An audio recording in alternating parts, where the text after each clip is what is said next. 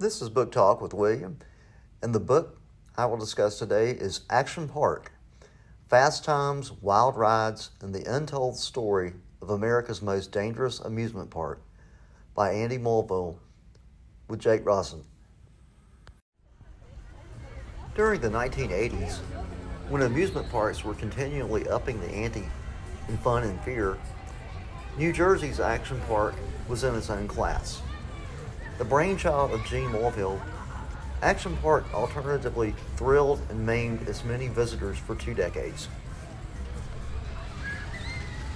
Gene was of the belief that the rider, rather than the ride itself, should decide the thrill factor, and gladly added attractions over the years that put the visitor at the helm of their fate, sometimes with disastrous results.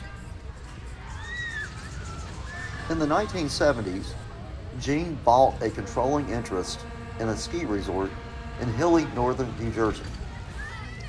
Always ready for making a buck, and bothered that the resort would be idle during the warmer months, he added an attraction billed as the Alpine Slide, an asbestos slide that visitors rode down on open carts, with braking urged but optional, and opened for business in 1976.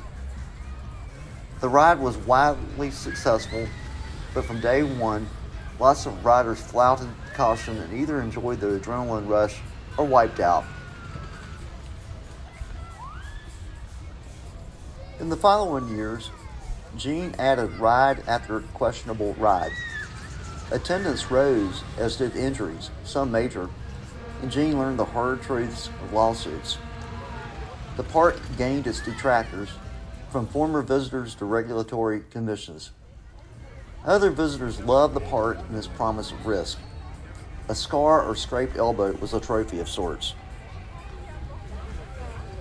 Gene rode this juggernaut of mayhem until the mid-1990s, when the double threats of regulation and litigation forced him to shut down his beloved park.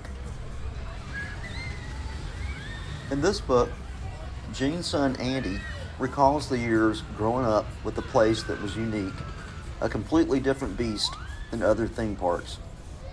As a businessman, his father's methods for cash flow were also unique. You'll wonder how he managed to keep the park going for 20 years.